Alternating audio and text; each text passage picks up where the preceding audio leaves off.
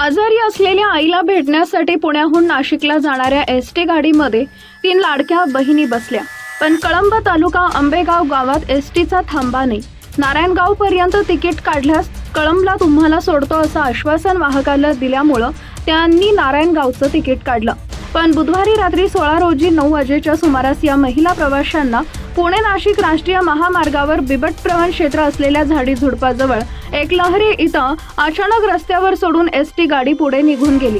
त्यावेळी त्यांनी तुम्ही आम्हाला कळंबला सोडणार असं म्हणाला होता, आम्ही नारायणगावचं तिकीट काढलं होतं, हे काही बरोबर नाही असं म्हणाले असता बस वाहकानं आम्हाला या भागातील जास्त माहित नाही, तुम्ही या ठिकाणीच उतरा व तुम्ही तुमच्या पुढे जा असं सांगितलं।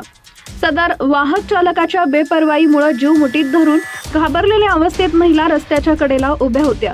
1.5 किलोमीटरचा अंधारात अंतर कसं पार करायचं या चिंतेत असतानाच आलेल्या 2 पत्रकारांनी या लाडक्या बहिणींना सुखरूप घरी सोडलं। बहिणींवर ओढवलेला प्रसंग प्रसार माध्यमात व्हायरल झाला असून वाहक चालकांच्या कार्यपद्धतीचा या भागातील गावकऱ्यांनी तीव्र शब्दात निषेध व्यक्त केला।